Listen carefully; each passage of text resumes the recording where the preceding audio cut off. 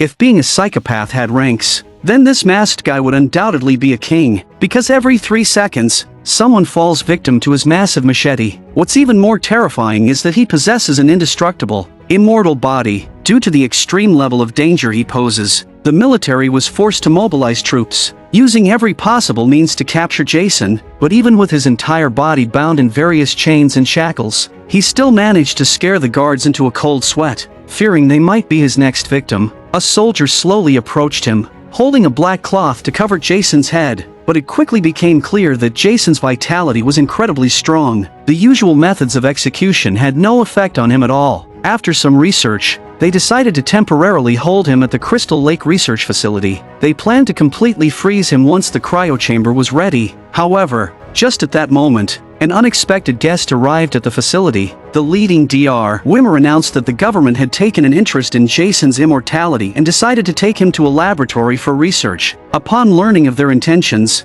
the research head, Rowan, vehemently opposed it. She argued that if Jason were to escape, it would be like putting the lives of everyone on Earth at risk. The best solution now was to freeze Jason completely, but the Dr. Wimmer, confident in the military escort, dismissed her warnings entirely. He ignored Rowan's plea and prepared to forcibly break in to take Jason away. When they removed the black cloth covering Jason's head, they discovered that the person bound was actually the soldier who had been guarding him. Before they could react to what was happening, Jason, who had already freed himself from his restraints, launched his attack. The accompanying soldiers quickly grabbed their weapons and began firing wildly. However, the bullets were no more than an inch to Jason. The Dr. Wimmer, realizing the situation was dire, immediately fled. The soldiers, however, were less fortunate. They perished one by one under Jason's chains and steel pipes. But Jason, ever inclusive, threw a steel pipe with precision, hitting the fleeing Dr. Wimmer. Hearing the commotion,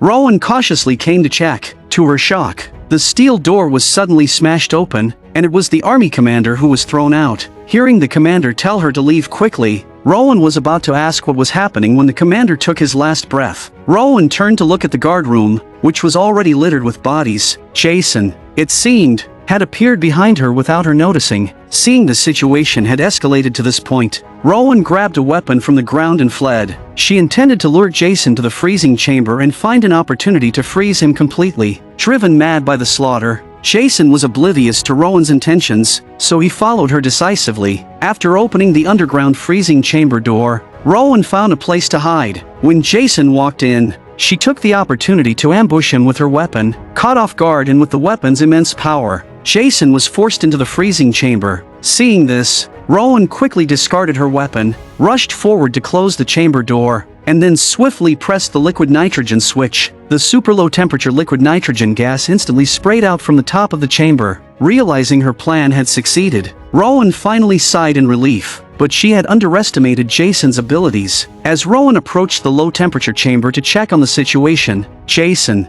through the several meter thick chamber door, stabbed her fatally. At that moment, the safety system also issued a warning. Due to the liquid nitrogen leak, the safety door initiated an automatic closing command. Rowan could only watch as her chance for survival slipped away. The leaking liquid nitrogen quickly froze everything in the vicinity. Time passed in the blink of an eye, spanning over 400 years. During this period, Earth's environment deteriorated, becoming uninhabitable for humans. However, scientific research progressed dramatically. Humans found other habitable places and developed technology allowing travel between planets with ease. With an expedition team returning to Earth, the long-forgotten Crystal Lake Research Institute would once again continue the story from centuries ago. The expedition team's original intention was to search for valuable items, but during their search, they discovered the still operational freezing chamber. Curious, they opened the chamber door and found Jason's frozen body. Seeing he wore a hockey mask and held a large machete, the entire team was intrigued. From Jason's pose, the team deduced that he had been in a fierce battle before being frozen. The robot on the team indicated that the body had been preserved for at least 400 years. The discovery excited everyone because the rarity alone made it likely that they would sell it to a museum for a substantial sum of money. However, at this point, they had no idea how terrifying the body they were dealing with was. In addition, they also found Rowan, frozen on the ground nearby. The robot's life skin revealed even more surprising information. Aside from the knife wound in her abdomen, Rowan's body showed normal physiological functions. Reviving her using the existing medical nanotechnology would be as simple as breathing. This unexpected find thrilled the team members. After all, a living exhibit was far more appealing than a mere specimen. At the same time, the robot warned that the liquid nitrogen in the freezing chamber was depleting, which would accelerate Rowan's bodily decay. Therefore, the immediate priority was to return to the spaceship as quickly as possible. At that moment, Azrael, a member of the team, accidentally knocked over Jason's body while trying to remove a cup stuck to his hand due to the cold temperature. This caused Jason Machete to sever Azrael's right hand. Fortunately, they managed to stop the bleeding with an ether injection. After this minor incident, the team decided not to delay any further. They packed up both Rowan and Jason's bodies and returned to the spaceship. For the team, it was a trip full of rewards, but they did not know that this would be the beginning of a nightmare. As soon as the two bodies were aboard the spaceship, they were immediately sent to the laboratory. The professor was extremely excited about this discovery and quickly arranged the tasks. First, Azrael, with his severed right hand, obediently lay on the examination table to begin his repair journey. Next, Jason, who had been frozen for over 400 years, was scanned by instruments. The results showed that his bodily functions were beyond repair, making revival impossible. The only value left was to be sold to a museum as a specimen. Rowan's condition was much better. The earlier assessment was accurate. A small portion of her cells were still alive. With the current nanotechnology, the dead cells could be perfectly repaired. As the instruments were activated, a large number of nanobots quickly enveloped Rowan's entire body. The monitor showed the nanobots working hard to repair Rowan's cells. As her body temperature returned to normal, Rowan, frozen for over 400 years, successfully revived. Upon awakening, she was very confused, especially when she saw strangers surrounding her. Instinctively, Rowan resisted and struck the approaching professor. Judging by the force, Rowan had already fully recovered. The professor, despite his pain, quickly reassured Rowan not to be nervous, explaining that they had rescued her from Earth. Gradually, Rowan relaxed her guard upon hearing this. However, she soon remembered Jason, who had been frozen alongside her over 400 years ago, and quickly inquired about his whereabouts. Upon learning that the other body was named Jason, the professor, not realizing the seriousness of the situation, falsely claimed that they had not brought him aboard the spaceship.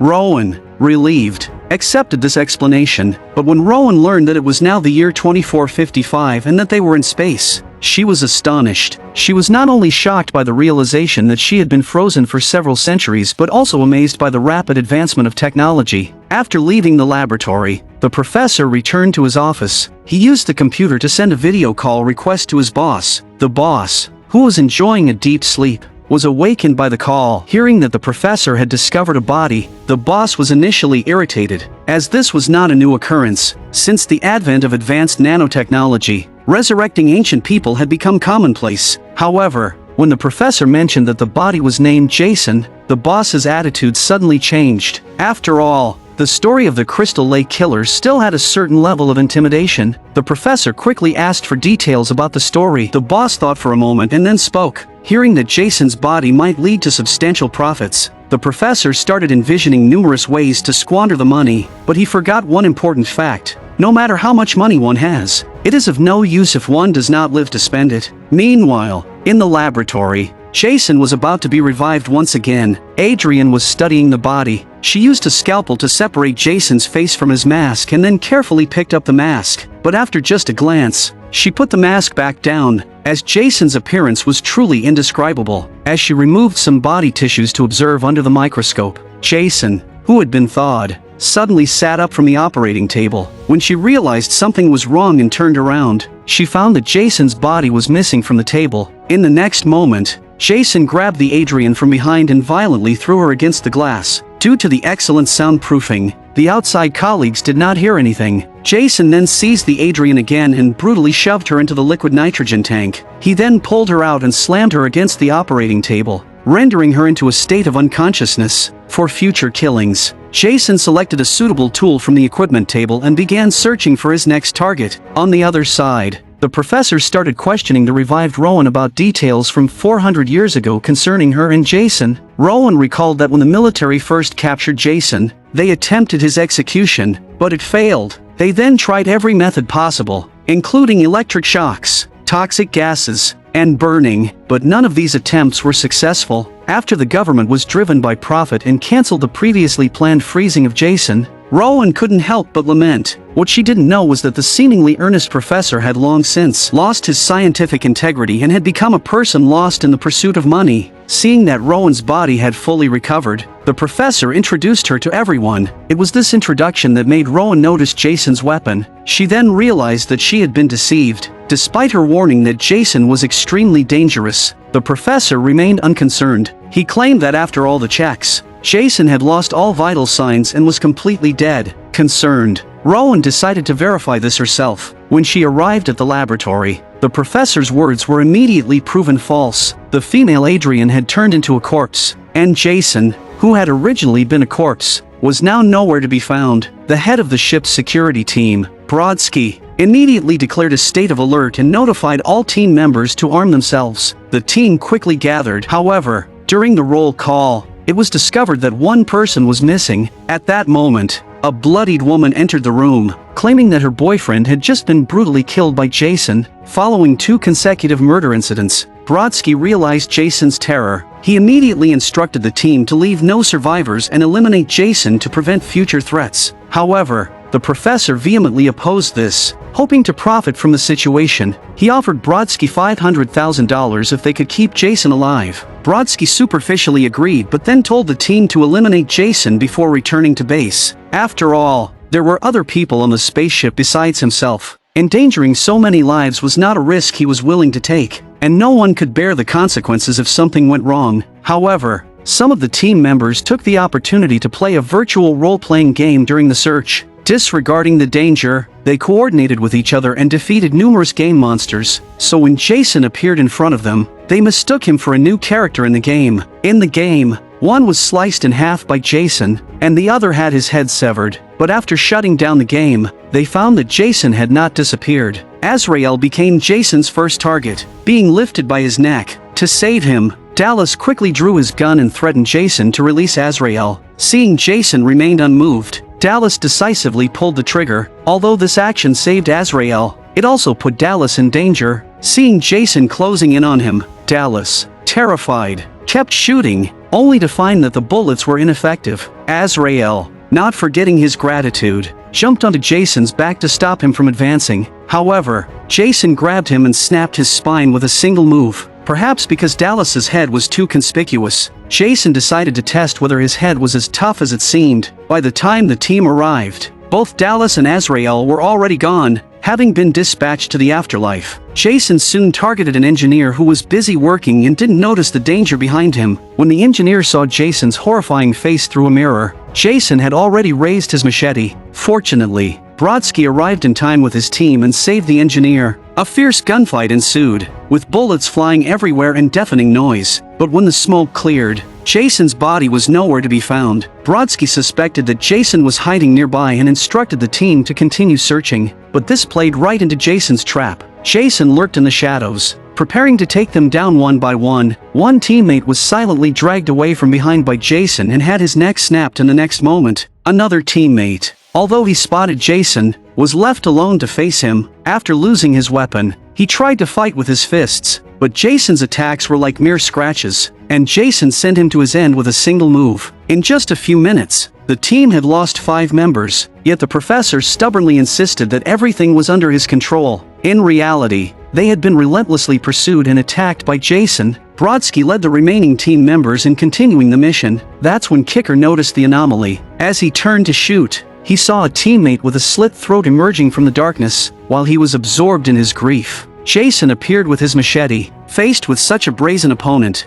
an enraged Kicker immediately begins a shooting spree, forcing Jason to back off. Thinking Jason was hung on a lower hook, the Kicker believed he had defeated him and excitedly informed the others. Brodsky warned him not to let his guard down and rushed over immediately. However, in the next moment, Jason freed himself from the hook and cleaved the Kicker in half from behind, with his dismembered body dragging behind him. The Kicker used his last bit of strength to warn Brodsky to escape. When Brodsky turned around, he found that the last female team member had also been mercilessly hung on a hook by Jason. At this point, Brodsky was the only one left in the entire team. He cautiously continued to feel his way forward but could not escape Jason's grasp. Jason, from behind a thick steel door, grabbed the captain and then pierced Brodsky with tremendous force. Hearing the screams over the intercom, the others hiding in the laboratory were filled with deep fear. At this point, the professor finally believed Rowan's warnings. However, he still blamed all the faults on Brodsky,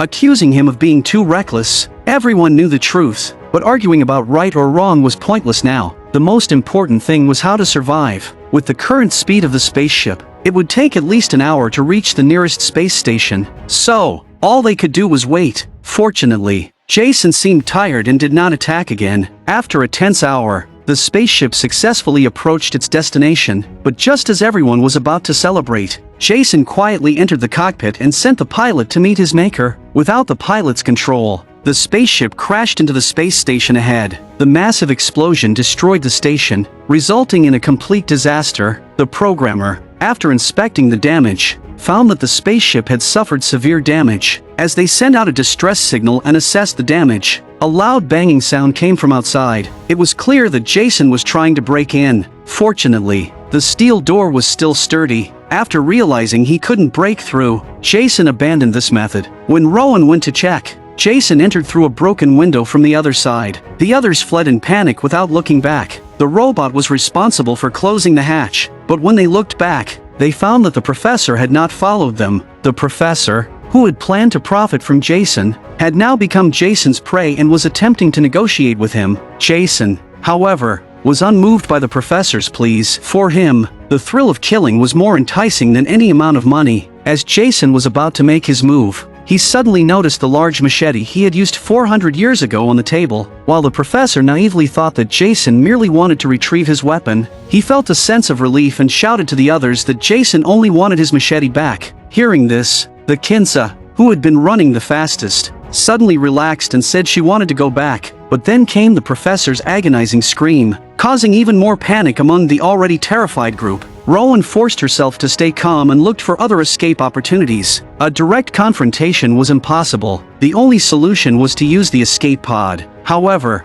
activating the escape pod required someone to go to the cockpit, so the group decided to split up. Unfamiliar with the spaceship's layout, Rowan and two female researchers headed straight to the escape pod to wait. The programmer, along with the robot, went to the armory to gather ammunition and explosives. The task of starting the escape pod was assigned to the engineer. On their way to the escape pod, Rowan encountered Captain Brodsky. Perhaps due to the steel door, Jason's attack had not caused him fatal harm, so Rowan rescued him as well. Meanwhile, the engineer successfully reached the cockpit. Just as he was about to activate the escape pod, Jason suddenly appeared and stopped him. The engineer, who had previously escaped harm, was now being forcefully scraped against the circuit board by Jason. The engineer's death caused the timid Kinsa to completely lose their composure. Before the others could enter the escape pod, Kinsa closed the hatch. She ignored all the calls from outside and even, while the escape pod was still connected to the fuel supply, forcibly initiated the engine.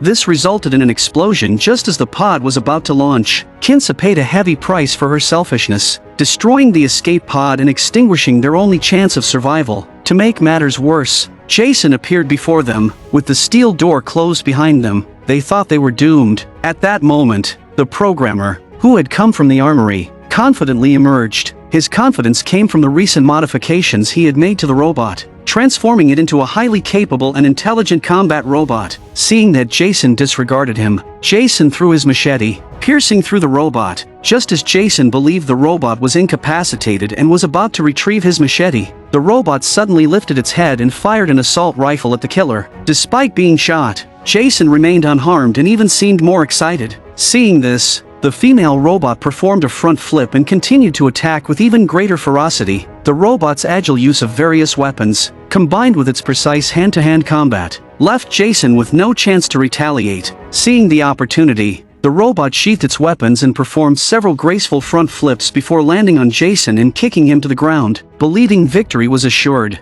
the robot sat on Jason, waiting for this moment. Unwilling to show any mercy, Jason punched the robot in the face and then stomped on it. The advantage shifted instantly. If it weren't for the injured Brodsky coming to the rescue, the robot might have been destroyed. Determined not to hold back any longer, the the robot pulled out its weapon again and unleashed full firepower. Not only was Jason shot to pieces, but the several meter-thick steel wall behind him was also perforated like a honeycomb. The robot then delivered a powerful kick, sending Jason into the laboratory. Unwilling to give up, Jason tried to stand up, but the robot pulled out an even more powerful weapon. In the next moment, Jason was rendered a cripple, losing his balance. Jason fell straight onto the operating table. As he attempted to make a last-ditch effort, he was struck by an even more severe blow. Worried that he wasn't dead enough, the robot picked up a machete and threw it at him. When Rowan and the others arrived and saw Jason motionless on the ground, they finally sighed in relief. Back in the laboratory, they used nanotechnology to successfully repair Brodsky's injuries. However, at that moment, the spaceship suddenly began to shake violently. Upon inspection,